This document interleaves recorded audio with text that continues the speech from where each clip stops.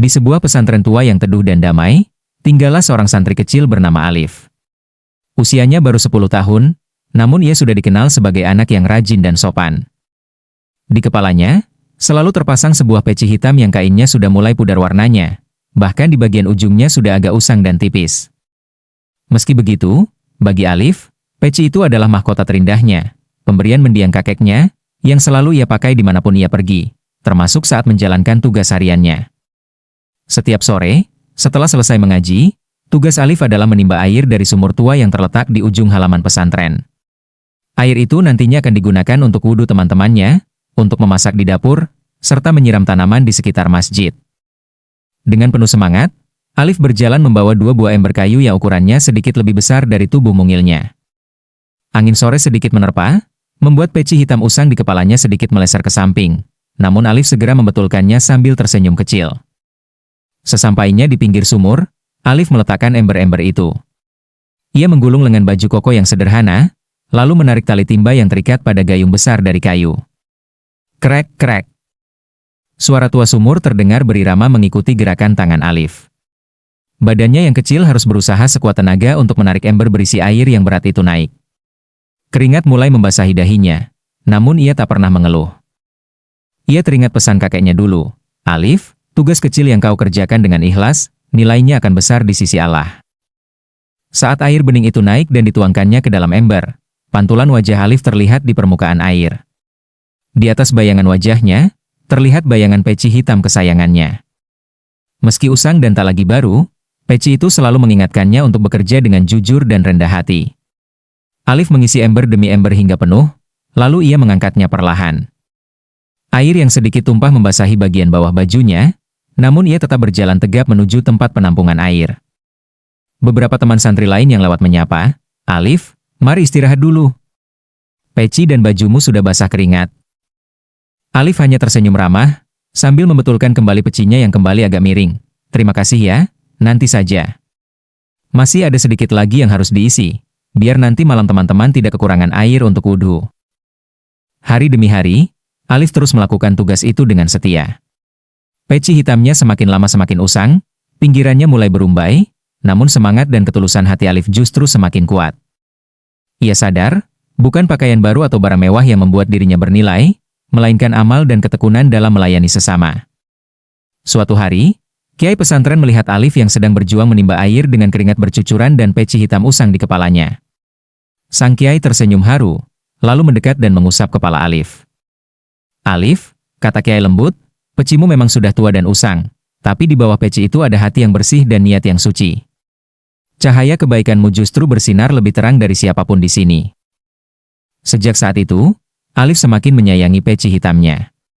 Ia tak pernah malu, karena ia tahu, kesederhanaan dan ketekunannya adalah cara terbaik ia menghormati ajaran yang ia pelajari, serta mengenang kasih sayang kakeknya yang selalu ia rindukan.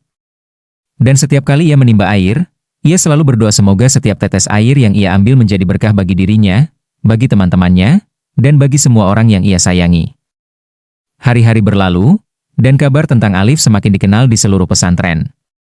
Semua orang tahu bahwa Alif berasal dari keluarga yang sangat sederhana, bahkan bisa dibilang kurang mampu. Pakaiannya selalu sederhana dan sering terlihat sudah banyak tambalannya, dan peci hitam yang selalu melekat di kepalanya itu semakin usang, kainnya sudah tipis dan pinggirannya mulai berumbai, tapi tetap bersih dan ia rawat sebaik mungkin. Selain itu, Alif juga dikenal sebagai anak yang agak lambat dalam menerima pelajaran. Saat ujian hafalan atau saat Pak Kiai menjelaskan pelajaran agama di kelas, Alif seringkali tertinggal dari teman-temannya. Teman-temannya yang lain bisa menghafal 1 bab dalam sehari, sedangkan Alif butuh waktu berhari-hari, bahkan berminggu-minggu, baru bisa menguasainya. Banyak santri lain yang kadang berbisik atau tersenyum simpul melihat Alif yang selalu menggaruk kepalanya yang tertutup peci saat ditanya Pak Kiai, karena ia belum bisa menjawab dengan tepat. Namun, ada satu hal yang membuat Alif berbeda dan dihormati oleh semua orang, terutama Pak Kiai, kepatuhannya yang luar biasa. Apapun perintah yang disampaikan Pak Kiai, seberat apapun tugasnya, Alif selalu menjawab dengan suara lembut namun tegas, "Siap, Kiai, akan saya laksanakan." Tidak pernah sekalipun ia membantah, tidak pernah mengeluh, dan tidak pernah menunda pekerjaan. Setelah selesai menimba air dan membawa 2 ember berat berisi air ke penampungan, tangan mungil Alif seringkali terasa pegal dan kemerahan. Tapi begitu mendengar suara seruan Pak Kiai memanggil untuk membantu memindahkan buku, membersihkan halaman, atau mengantar pesan ke desa tetangga, Alif langsung berlari kecil menghadap. Dengan napas yang masih terengah karena lelah menimba air, dan peci usang yang kadang sedikit miring karena gerakannya yang gesit, ia selalu siap membantu. Suatu sore, setelah pelajaran selesai, Pak Kiai memberikan tugas yang sulit. Semua santri diminta menghafal sebuah teks panjang. Alif duduk di sudut masjid, agak jauh dari teman-temannya. Ia membaca berulang-ulang, bibirnya bergerak pelan, matanya menatap tulisan di buku dengan saksama, namun kata-kata itu seolah sulit masuk ke dalam ingatannya. Beberapa teman yang lewat mendengar ia bergumam salah dan tertawa kecil. "Alif, susah sekali ya menghafalnya. Mending kamu bantu bersihkan halaman saja, biar kami yang menghafal," ejek salah satu teman dengan nada bercanda. Alif hanya menunduk, membetulkan peci hitamnya yang sedikit bergeser, lalu tersenyum pasrah. "Iya, aku memang lambat. Tapi aku akan berusaha terus sampai bisa. Dan kalau ada yang perlu dibersihkan, aku siap membantu juga," jawabnya lembut, tanpa rasa sakit hati sedikit pun. Pak Kiai yang melihat dan mendengar kejadian itu dari kejauhan, mendekati Alif. Beliau duduk bersila di samping anak kecil itu. Alif segera mencium tangan Pak Kiai dengan penuh hormat. "Alif," sapa Pak Kiai lembut sambil menatap wajah polos itu di bawah peci usangnya. "Kamu tahu kan, kamu agak sulit menangkap pelajaran seperti teman-temanmu?" Alif menunduk dalam, "Tahu, Kiai. Maafkan saya bodoh dan lambat. Saya sudah berusaha sekuat tenaga, tapi kadang saya gagal." Pak Kiai tersenyum, lalu mengusap kepala Alif dengan penuh kasih sayang. "Nak, kecerdasan itu memang anugerah Allah, tapi ketaatan dan ketulusan hati juga merupakan anugerah yang jauh lebih mahal harganya. Teman-temanmu mungkin lebih cepat pintar, tapi tidak semua dari mereka memiliki ketaatan dan kerendahan hati sepertimu." Pak Kiai menunjuk ke arah dua ember kosong yang baru saja dipakai Alif menimba air dan kini terlihat bersih berkilau. "Lihatlah ember itu. Meskipun kamu kecil, lemah, dan sederhana, tapi air yang kamu angkut dan berikan untuk semua orang di sini menjadi manfaat yang besar. Begitupun denganmu. Meskipun pelajaranmu lambat, tapi ketaatanmu menjadi cahaya yang menerangi pesantren ini. Kesederhanaanmu, kerja kerasmu, dan rasa hormatmu itulah yang menjadi keutamaan terbesarmu." Mata Alif berbinar mendengar kata-kata itu. Ia merasa lelahnya hilang seketika. Ia kembali membetulkan peci hitam kesayangannya, bangga bukan karena ia pintar atau kaya, tapi karena ia bisa berbakti dan patuh kepada gurunya. Sejak hari itu, Alif semakin rajin. Di waktu luangnya saat teman-teman sedang beristirahat, ia tetap berusaha belajar. Namun ia juga tak pernah lupa melayani dan membantu apa saja yang diperlukan di pesantren itu. Ia sadar, jalan hidupnya mungkin berbeda dengan teman-temannya, tapi ia yakin, dengan ketaatan dan ketulusan, ia pun bisa menjadi orang yang berguna dan dicintai Allah serta semua makhluknya. Malam semakin larut, suasana di seluruh pesantren sudah sangat sunyi. Di dalam kamar santri, suara dengkuran halus terdengar dari sana-sini, tanda bahwa semua teman-teman Alif sudah tertidur pula setelah lelah beraktivitas seharian. Lampu-lampu minyak di sepanjang lorong sudah dimatikan, menyisakan hanya cahaya remang dari sinar bulan yang masuk lewat celah jendela kayu. Namun, di sudut paling ujung kamar, masih terlihat seberkas cahaya kecil yang berkelap-kelip. Disitulah Alif duduk, bersila di atas tikar sederhananya. Di hadapannya, ada sebuah buku tebal yang sudah agak usang, dan di sampingnya terpasang lampu kecil yang apinya berkedip pelan. Peci hitam kesayangannya, yang retakan dan pinggirannya yang sudah berumbai semakin terlihat jelas oleh cahaya lampu, masih tetap terpasang rapi di kepalanya, meski ia sudah lelah seharian membawa ember-ember berat berisi air. Matanya terasa berat, kelopak matanya seringkali terpejam sejenak karena kantuk yang menyerang hebat. Tubuh kecilnya terasa pegal dan letih, mengingat pagi hingga sore ia sibuk menimba air, membersihkan halaman, dan membantu Pak Kiai mengangkat barang. Namun, Alif menggelengkan kepalanya pelan, berusaha mengusir rasa kantuk itu. Ia ingat betul pesan Pak Kiai tadi siang, dan ia tahu dirinya tidak secepat teman-temannya dalam menangkap pelajaran. Jika ia berhenti sekarang, ia tidak akan bisa mengejar ketinggalan. Dengan bibir yang bergerak perlahan, ia membaca dan mengulang-ulang kalimat demi kalimat dari tugas yang diberikan Pak Kiai. Suaranya sangat pelan, hampir berbisik agar tidak mengganggu teman-temannya yang sedang tidur. Kadang ia berhenti, mengerutkan kening berusaha mengingat urutan kata yang benar, lalu menggaruk kepalanya yang tertutup peci. Sedikit bingung namun tak pernah putus asa. Satu kali lagi, coba baca lagi, Alif, gumamnya dalam hati sambil membetulkan letak pecinya yang sedikit meleser karena ia menunduk terlalu lama. Kain bajunya yang sederhana itu pun sudah agak kusut, tapi bagi Alif, yang terpenting adalah usahanya. Angin malam bertiup dingin masuk lewat celah dinding, membuat api lampu meliuk-liuk. Alif memeluk tubuhnya sendiri sebentar, lalu kembali menatap buku itu dengan tekad yang semakin kuat. Ia sadar ia tidak pintar, ia tidak kaya, dan ia tidak secepat teman-temannya. Tapi ia punya satu hal, ketaatan dan ketekunan. Ia percaya, dengan berusaha sekuat tenaga di malam yang sunyi ini, meski pelan, perlahan tapi pasti, ia akan bisa menghafalkannya. Tak jauh dari situ, di balik pintu yang sedikit terbuka, ada sosok tua yang diam-diam memperhatikan. Itu adalah Pak Kiai. Beliau baru saja berkeliling memeriksa keadaan pesantren, dan terkejut melihat masih ada cahaya menyala. Saat melihat Alif yang masih berjuang melawan kantuk dan rasa lelahnya, dengan peci usang yang setia di kepalanya, hati Pak Kiai terasa sangat terharu. Beliau tidak masuk dan tidak menyapa, hanya tersenyum haru sambil berbisik doa pelan, lalu perlahan pergi meninggalkan Alif yang sedang berjuang itu. Bagi Alif, malam itu hanyalah satu dari sekian malam di mana ia berjuang diam-diam. Ia tidak butuh dipuji, ia hanya ingin memenuhi tugas dari gurunya, dan membuktikan bahwa meski ia lemah dan tidak mampu, ia punya hati yang teguh untuk belajar dan berbakti. Dan di bawah cahaya lampu kecil itu, peci hitamnya bersinar, menjadi saksi bisu atas ketekunan seorang anak kecil yang tidak pernah menyerah. Pagi itu, sinar matahari baru saja menyelinap masuk di sela-sela dahan pohon besar di halaman pesantren, menyinari butiran-butiran embun yang masih tertinggal di rumput. Udara pagi terasa sangat sejuk dan segar. Seperti biasa, Alif sudah bangun jauh sebelum teman-temannya selesai berkemas. Di kepalanya tetap terpasang peci hitam kesayangannya, yang meski kainnya semakin tipis dan pinggirannya semakin berumbai, tetap ia jaga agar selalu bersih dan rapi. Dengan sapu lidi di tangannya yang mungil, Alif menyapu halaman dengan penuh ketelitian. Ia berjalan perlahan, menggerakkan sapu itu ke kiri dan ke kanan, mengumpulkan daun-daun kering yang berguguran semalam. Badannya masih terasa sedikit lelah karena begadang semalam demi menghafal pelajaran, namun wajahnya tetap tampak ceria dan semangat. Baginya, membersihkan tempat tinggal bersama ini adalah cara kecil untuk berbakti, sama seperti saat ia menimba air.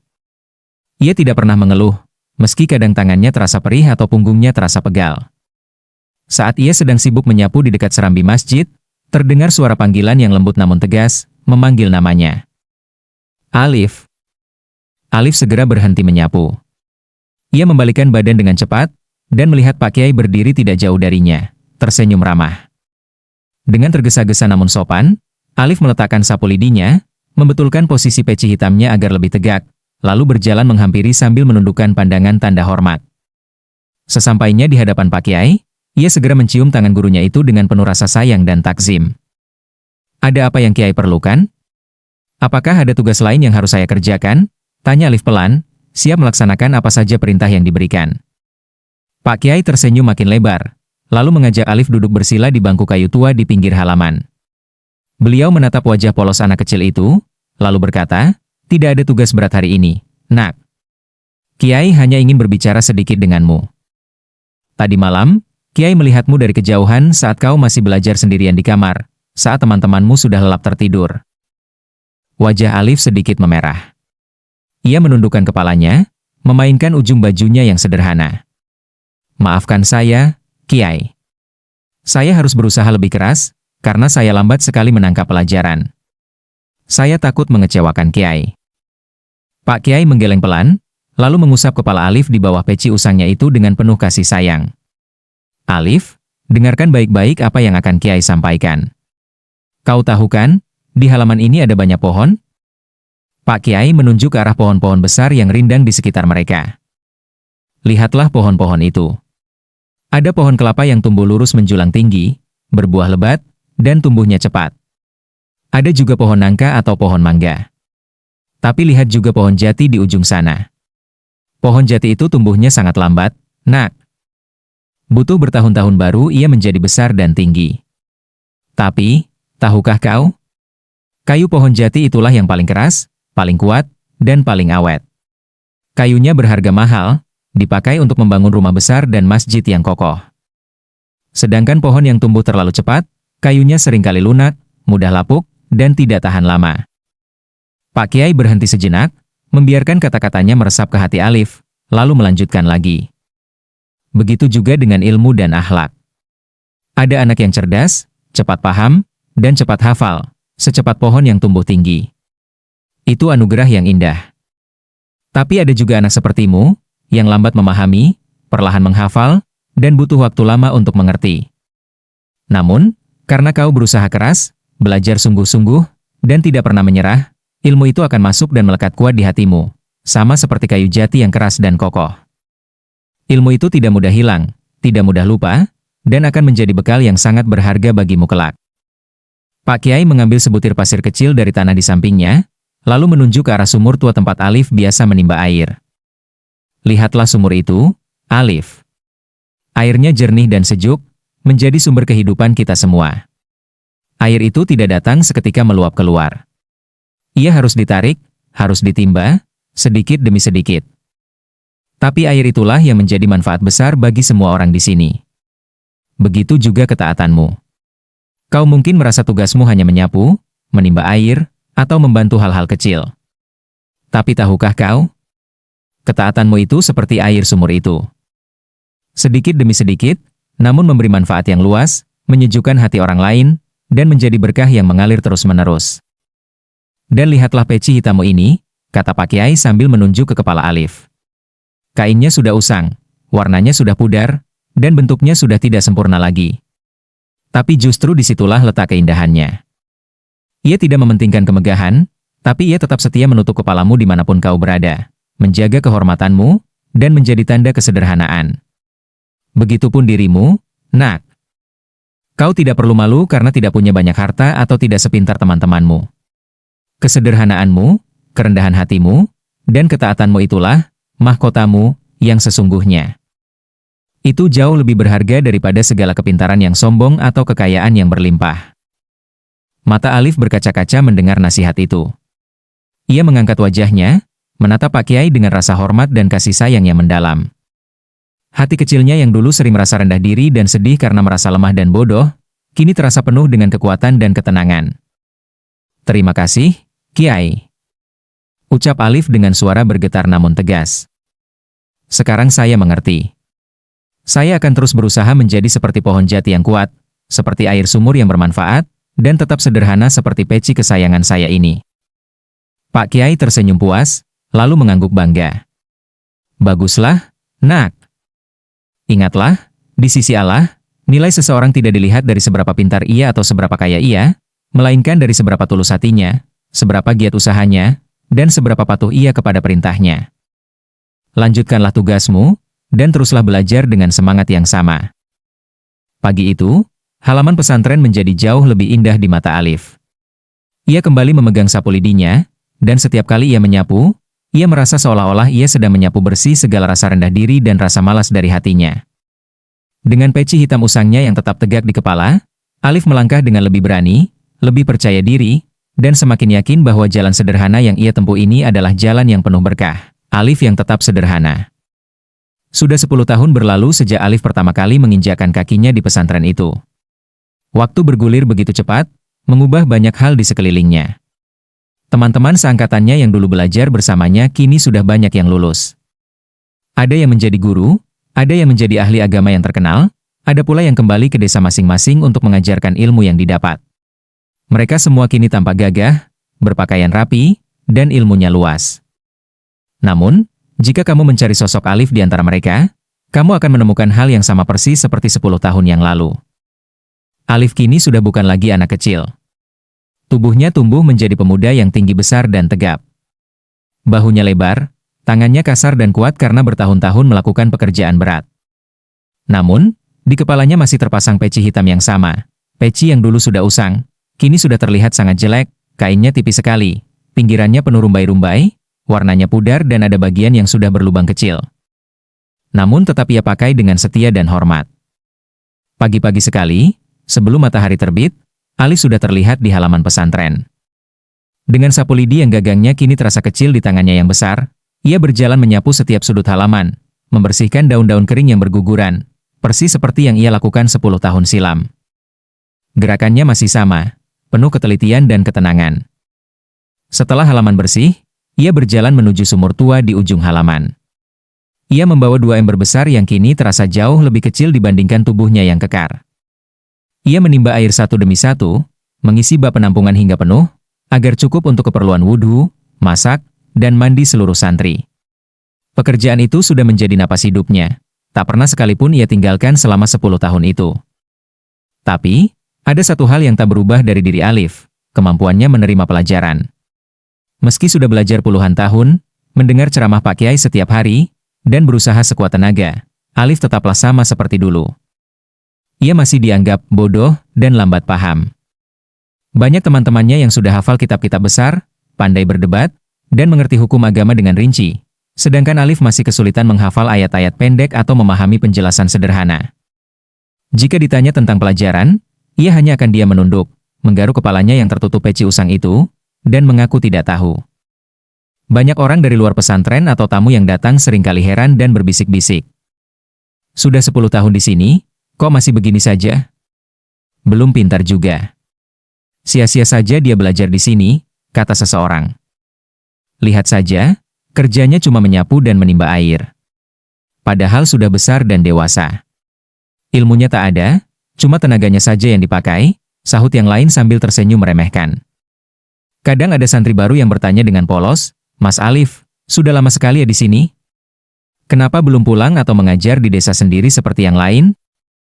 Alif hanya akan menatap mereka dengan wajah yang tulus dan tenang, lalu tersenyum sambil membetulkan peci jeleknya. "Saya belum bisa apa-apa, Nak. Saya belum pintar. Di sini saja saya masih butuh belajar dan melayani. Biarlah saya tetap di sini, membersihkan tempat dan mengambilkan air, supaya teman-teman yang pintar bisa belajar dengan tenang dan nyaman." Meski sering mendengar cemoohan atau rasa kasihan dari orang lain, hati Alif tak pernah merasa sakit atau rendah diri. Ia ingat betul pesan Pak Kiai dulu tentang pohon jati, tentang air sumur, dan tentang kesederhanaan. Ia percaya, meski akalnya lambat dan ilmunya sedikit, ketaatannya adalah harta yang ia miliki. Ia tidak pernah membantah perintah Pak Kiai, tidak pernah meninggalkan sholat, selalu sopan kepada siapa saja, dan rela berkorban demi kebaikan bersama. Suatu sore, saat Alif sedang beristirahat sejenak di beranda masjid setelah selesai bekerja seharian, Pak Kiai datang menghampirinya. Beliau sudah menua, namun tatapan matanya tetap teduh dan bijaksana. Pak Kiai duduk di samping Alif, menatap pemuda besar yang memakai peci jelek dan usang itu dengan rasa sayang yang mendalam. "Alif," panggil Pak Kiai lembut. Alif langsung berdiri terkejut, lalu mencium tangan gurunya dengan sangat hormat. "Ada apa, Kiai? Ada yang bisa saya bantu?" Pak Kiai tersenyum dan menyuruhnya duduk kembali. "Alif, sudah 10 tahun kau bersama Kiai. Kau lihat sendiri teman-temanmu sudah banyak yang pergi, menjadi orang besar dan berilmu. Kau sendiri masih tetap di sini, masih menyapu, masih menimba air, dan kau tahu sendiri, kau belum bisa mengejar ilmu seperti mereka. Apakah kau pernah merasa sedih atau merasa rugi?" Alif menundukkan wajahnya, tangannya meremas ujung sarungnya yang sederhana. Lalu ia mengangkat wajahnya dengan tatapan yang jernih dan tulus. "Tidak sama sekali, Kiai. Saya memang bodoh, saya memang tidak pintar, dan saya tahu saya lambat sekali menangkap pelajaran. 10 tahun berlalu dan saya tetap sama saja. Tapi..." Ia berhenti sejenak, lalu menunjuk ke arah peci hitam di kepalanya. "Saya masih bisa memakai peci ini dengan hormat. Saya masih bisa membersihkan rumahmu, Kiai. Saya masih bisa memberi air minum untuk saudara-saudara saya. Saya mungkin tidak bisa mengajarkan ilmu lewat kata-kata, tapi saya berharap ketaatan saya ini bisa menjadi contoh kecil. Saya tidak butuh dipandang pintar atau hebat. Cukup bagi saya kalau Kiai masih mau menerima saya di sini sebagai orang yang melayani." Mendengar jawaban itu, mata tua Pak Kiai berkaca-kaca. Beliau mengusap bahu Alif yang bidang dan kuat. "Alif, kau bilang kau bodoh, kau bilang kau tidak berilmu. Tapi ketahuilah, di mata Kiai dan di sisi Allah, kaulah santri yang paling berharga di pesantren ini."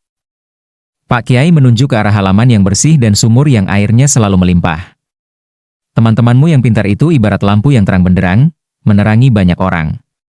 Tapi kau, Nak, kau ibarat tanah tempat kita berpijak. Tanah itu tampak biasa saja, kadang dianggap kotor atau rendah, tapi dari tanahlah segala sesuatu tumbuh, tanahlah yang menopang bangunan, dan tanahlah tempat kita kembali. Tanpa tanah yang kokoh, seindah apapun bangunan akan runtuh. Tanpa dirimu yang setia menyapu dan mengambilkan air, seberapa pintar pun mereka, mereka tidak akan bisa belajar dengan tenang. Pak Kiai melanjutkan dengan suara berwibawa, kecerdasan akal adalah anugerah, tapi kecerdasan hati yang taat dan rendah hati adalah anugerah yang jauh lebih agung.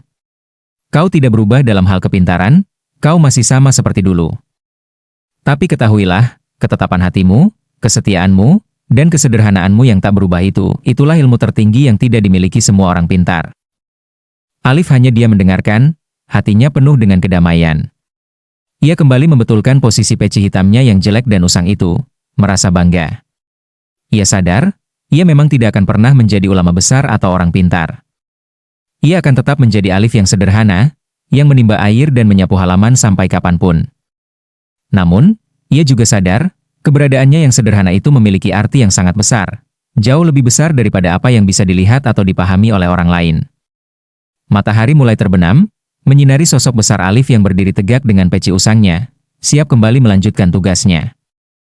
Bagi Alif, 10 tahun berlalu bukanlah waktu yang sia-sia, melainkan waktu yang ia gunakan untuk meneguhkan satu hal, menjadi hamba yang taat, apapun keadaannya.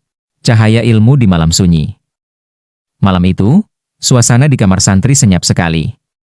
Hanya ada suara napas panjang teman-temannya yang sudah lelap tertidur, dan cahaya remang lampu minyak yang menemani Alif.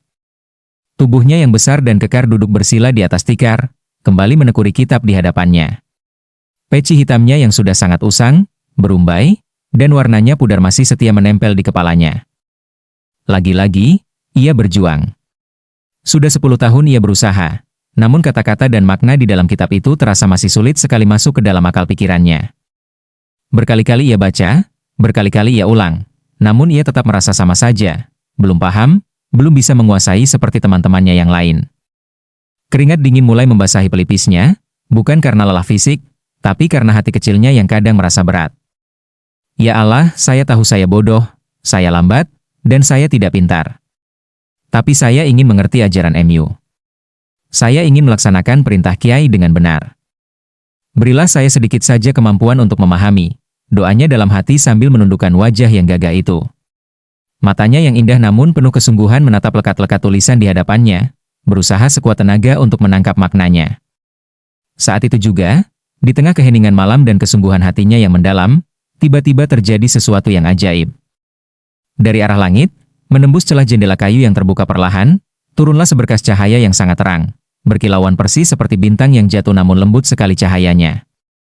Cahaya itu berwarna putih keemasan, indah dan menyejukkan hati.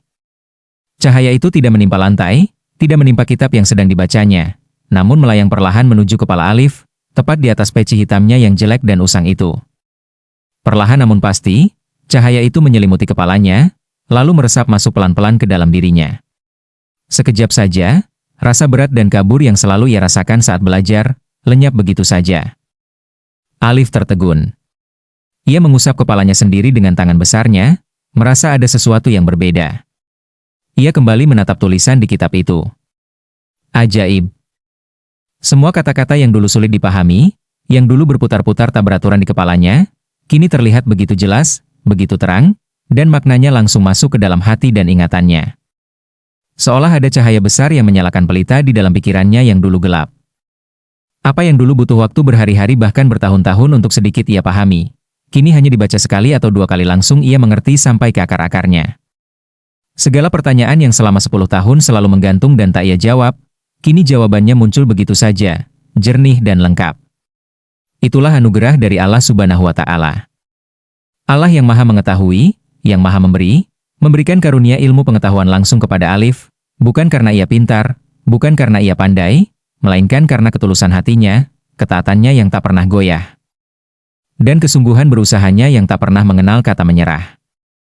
Di luar jendela, Pak Kiai yang sedari tadi diam-diam mengawasi, menyaksikan cahaya terang itu menyelimuti kepala murid kesayangannya.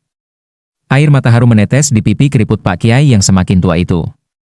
Beliau tersenyum lebar, bersyukur kepada Allah.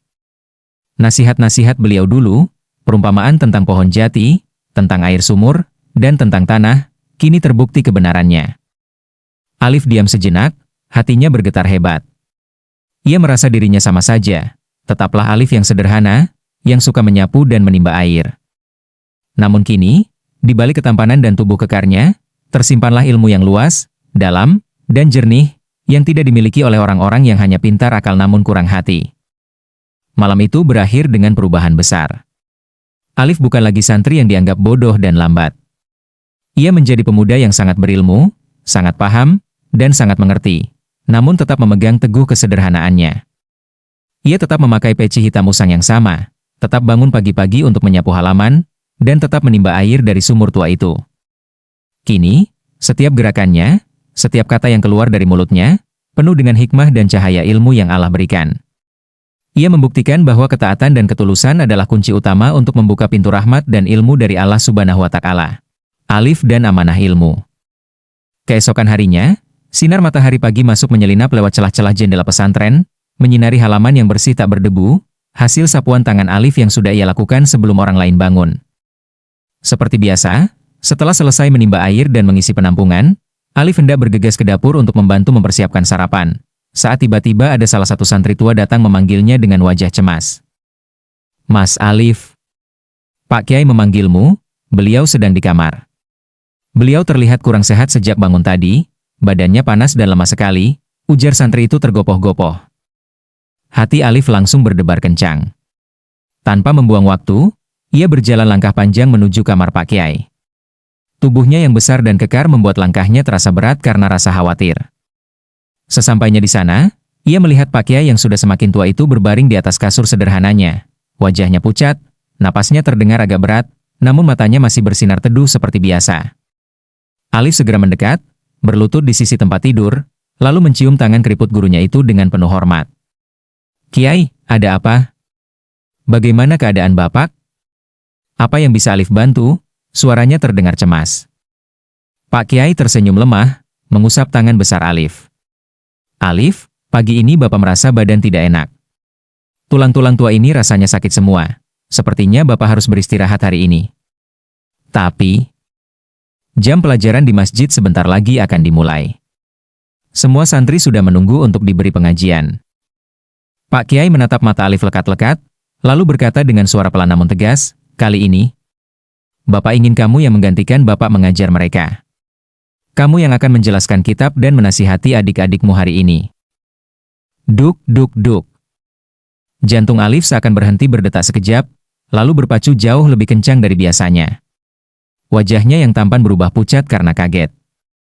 Matanya terbelalak tak percaya. Ia menarik tangannya perlahan, lalu menggelengkan kepala berkali-kali dengan wajah bingung dan panik. "Kiai, Bapak bercanda ya?" serunya dengan suara bergetar, matanya berkaca-kaca. Saya kan siapa? Saya ini cuma Alif yang bodoh. 10 tahun saya di sini, saya cuma tahu menyapu dan menimba air.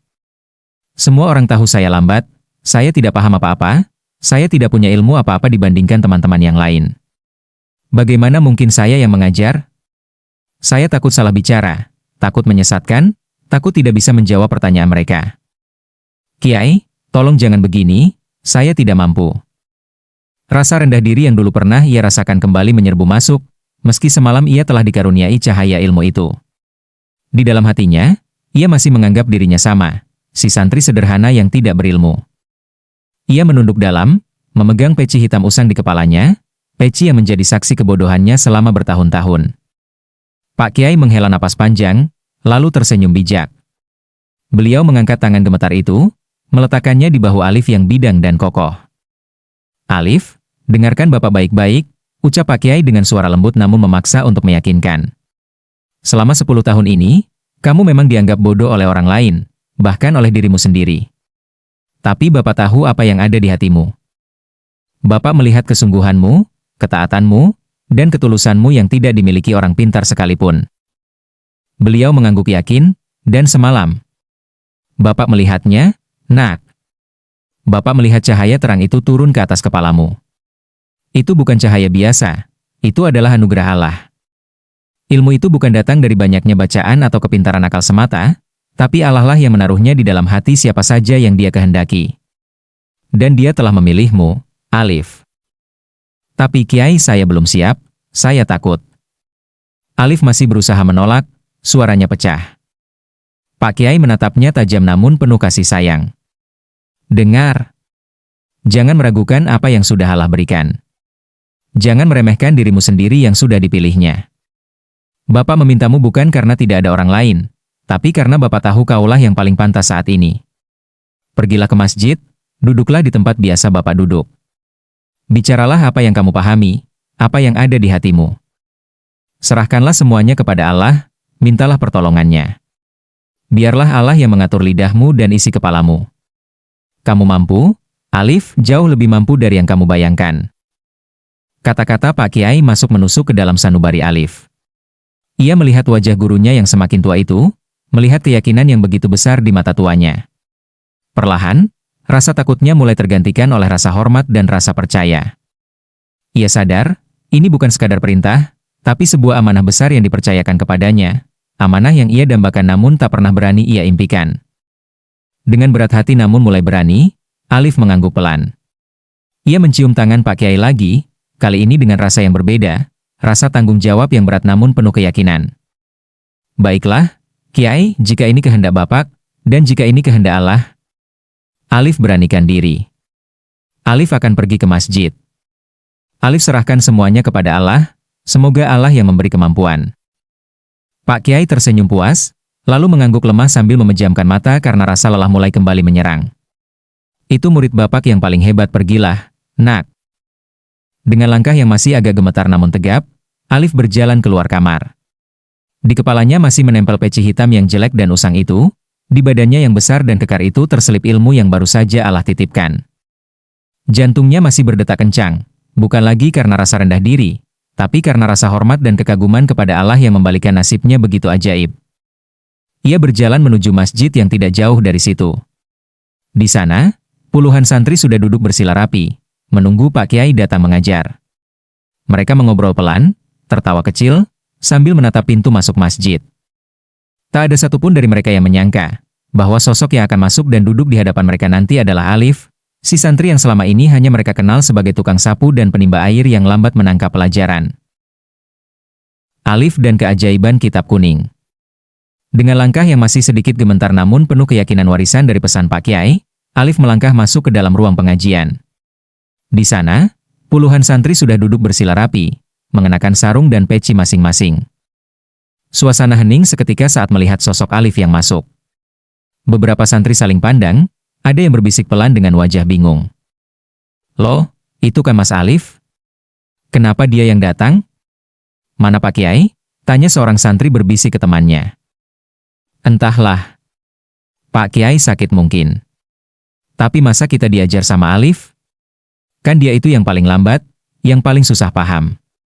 10 tahun di sini saja masih saja salah kalau ditanya, jawab yang lain sambil menahan tawa kecil. Alif mendengar bisikan-bisikan itu, namun ia berusaha meneguhkan hati. Ia mengangkat kain sarungnya sedikit, lalu duduk bersila di tempat duduk terdepan, tempat biasa Pak Kiai duduk mengajar. Di atas bantal kecil di hadapannya, terhampar sebuah kitab kuning tebal milik Pak Kiai, tulisan huruf Arab gundul yang sulit dibaca dan dipahami oleh banyak santri. Bahkan ada santri senior yang sering kebingungan maknanya. Tangan Alif yang halus namun kokoh perlahan membuka lembaran kitab itu. Di kepalanya, peci hitam usang dengan pinggiran yang berumbai itu terpasang tegak, menutupi seluruh rambutnya yang rapi. Jantungnya masih berdetak kencang, rasa takut dan ragu masih sedikit tersisa. Ya Allah, apa yang harus saya lakukan? Saya kan tidak pernah bisa membaca ini dengan benar, gumamnya dalam hati. Ia menundukkan pandangan, memejamkan mata sejenak, dan dalam hati kecilnya ia berserah diri sepenuhnya kepada Allah, persis seperti pesan Pak Kiai. Saat ia kembali membuka mata dan menatap deretan tulisan di kitab kuning itu, sesuatu yang ajaib terjadi. Tulisan-tulisan yang dulu terlihat berantakan, sulit dibedakan, dan maknanya tak pernah ia pahami, kini seolah berbicara kepadanya. Huruf-huruf itu terlihat begitu jelas, rapi, dan terang. Tanpa ia sadari, tanpa ia paksakan, bibir Alif mulai bergerak pelan, mengeluarkan suara yang lantang, jernih, dan sangat fasih. Ia membaca ayat demi ayat, kalimat demi kalimat dengan irama yang indah dan benar. Tidak ada satupun kesalahan pelafalan, tidak ada satupun kata yang terputus atau terbata-bata. Bacaan itu mengalir begitu saja dari mulutnya, seolah-olah Alif sudah menghafal dan menguasai kitab itu sejak lama, padahal dalam hatinya ia sendiri kaget, ia sendiri tak mengerti bagaimana bibirnya bisa bergerak selancar itu. Para santri yang tadinya duduk santai, ada yang mengantuk, ada yang masih tersenyum meremehkan, perlahan-lahan mengubah posisi duduk mereka. Mulut mereka perlahan terbuka sedikit karena takjub. Suara Alif yang terdengar indah dan tepat itu membelah keheningan ruangan. Setelah selesai satu bab, Alif berhenti sejenak. Ia menatap para santri yang kini menatapnya balik dengan pandangan yang berbeda. Tanpa disadari lagi, dengan tenang dan yakin, Alif mulai menjelaskan isi kitab itu. Ia menguraikan makna yang tersirat, menjelaskan hukum-hukumnya, memberikan contoh, dan menghubungkannya dengan kehidupan sehari-hari. Penjelasannya begitu runtut, begitu dalam, dan begitu mudah dimengerti. Ia menggunakan istilah-istilah yang sulit namun ia sederhanakan dengan kata-kata yang indah. Tak ada lagi keraguan di hati Alif. Cahaya ilmu yang Allah turunkan semalam kini mengalir deras lewat ucapannya. Ia menjelaskan dengan fasih, pandai, dan sangat mendalam, seolah ia adalah ulama besar yang sudah puluhan tahun bergelut dengan ilmu itu. Keheningan mencekam menyelimuti ruangan.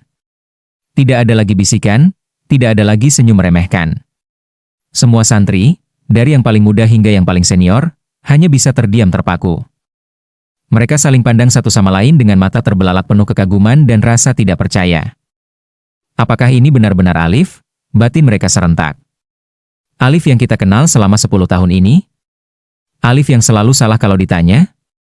Alif yang hanya pandai menyapu dan menimba air? Alif yang selalu kita anggap bodoh dan lambat? Namun kenyataan ada di depan mata. Di hadapan mereka duduk pemuda sederhana dengan peci usang, yang kini sedang menjelaskan ilmu agama dengan ketinggian pemahaman yang jauh melebihi mereka semua. Orang yang selama ini mereka anggap paling rendah ilmunya, ternyata menyimpan samudera ilmu yang luas dan jernih. Orang yang mereka kira tak mengerti apa-apa, ternyata memiliki kebijaksanaan yang sangat tinggi. Salah seorang santri senior yang biasanya paling pintar dan sering menyombongkan diri, maju bertanya dengan pertanyaan yang sangat sulit dan rumit, berharap mungkin saja Alif akan bingung. Tapi lagi-lagi mereka terkejut. Tanpa ragu sedikit pun, dengan tenang dan wajah teduh, Alif menjawab pertanyaan itu dengan rinci, tepat, dan memuaskan, bahkan menambahkan penjelasan tambahan yang belum pernah mereka dengar dari ulama manapun. Hati para santri pun bergetar. Rasa kagum bercampur rasa malu menyelimuti dada mereka. Mereka merasa sangat bersalah karena selama ini telah meremehkan, memandang rendah, dan menganggap remeh sosok yang ternyata memiliki ilmu dan kedudukan yang begitu mulia di sisi Allah dan Pak Kiai. Alif mengakhiri pengajiannya dengan kalimat penutup yang penuh hikmah, lalu menutup kitab kuning itu perlahan. Ia kembali diam, kembali menjadi sosok yang tenang dan sederhana. Wajahnya tidak sombong sama sekali, tidak ada sedikit pun tanda kebanggaan diri. Meski ia tahu ia baru saja membuat semua orang ternganga. Ia tetaplah Alif yang rendah hati, yang sadar bahwa semua kemampuan ini hanyalah titipan dan anugerah semata dari Allah Subhanahu wa Ta'ala, bukan karena kehebatan dirinya. Selesai pengajian, tidak ada satupun santri yang beranjak pergi. Mereka semua berlutut mendekati Alif, satu persatu mencium tangan Alif dengan penuh rasa hormat dan permohonan maaf yang mendalam. Maafkan kami, Mas Alif. Maafkan kami yang selama ini meremehkanmu, ucap salah satu santri dengan suara bergetar. Kami buta, kami kira engkau bodoh, ternyata engkaulah yang paling pandai dan paling berilmu di antara kami semua. Alif hanya tersenyum lembut, membalas salam dan hormat mereka dengan sopan, sambil membetulkan sedikit posisi peci hitam usangnya. Ilmu ini bukan milik saya, saudara-saudara. Ini semua adalah karunia Allah. Saya tetaplah Alif yang sama, yang suka menyapu dan menimba air. Bedanya hanya satu. Allah memberikan ilmu ini bukan karena saya pintar, tapi karena Dia tahu saya berusaha dan saya taat. Sesungguhnya, ketaatan dan ketulusan hati adalah kunci segala ilmu. Di sudut ruangan, ada jendela kecil yang terbuka, dan dari situ Pak Kiai yang diam-diam datang menyaksikan dari jauh, tersenyum bahagia dengan mata berkaca-kaca. Beliau tahu, benih yang beliau tanam dan pelihara selama 10 tahun itu, benih yang tumbuh lambat namun kokoh, kini telah tumbuh menjadi pohon besar yang rindang dan bermanfaat bagi semua makhluk. Alif, pewaris ilmu pesantren. Sejak hari itu, hari di mana keajaiban ilmu Allah turun dan membuktikan siapa sebenarnya Alif, hari-hari di pesantren berubah warna. Pak Kiai yang usianya sudah sangat lanjut, tulang-tulangnya semakin rapuh, dan tenaganya semakin berkurang, kini semakin jarang tampil di depan untuk mengajar. Beliau hanya duduk di teras kamarnya, atau di sudut masjid, cukup mengawasi dan memantau dari jauh. Tugas besar yang dulu hanya menjadi momen sekali itu, kini menjadi tugas harian Alif. Aliflah yang kini duduk di tempat terdepan, di bantal empuk yang biasa diduduki Pak Kiai, membuka kitab-kitab kuning tebal milik gurunya itu, dan mengajarkan segala isinya kepada ratusan santri yang kini menatapnya dengan pandangan penuh hormat dan kekaguman. Tubuh Alif yang besar, kekar, dan tegap kini tampak semakin berwibawa. Di kepalanya selalu terpasang peci hitam usang yang sama, peci yang menjadi saksi ketulusan dan perjuangannya bertahun-tahun. Rambutnya rapi tersembunyi di balik kain itu, menambah kesan sederhana namun berkarisma.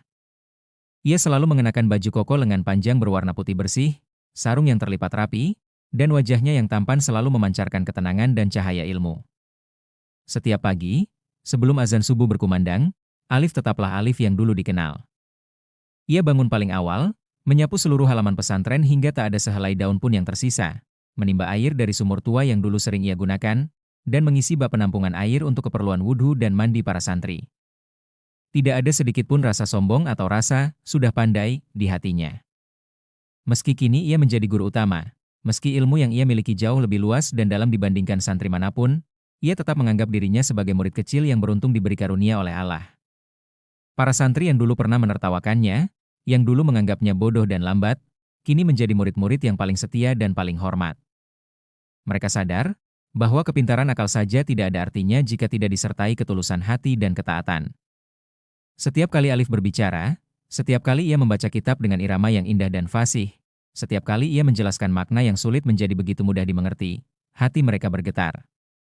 Ilmu yang keluar dari mulut Alif bukan hanya sekadar teori, tapi ilmu yang hidup, ilmu yang masuk ke hati, karena ilmu itu langsung Allah titipkan kepada hambanya yang tulus.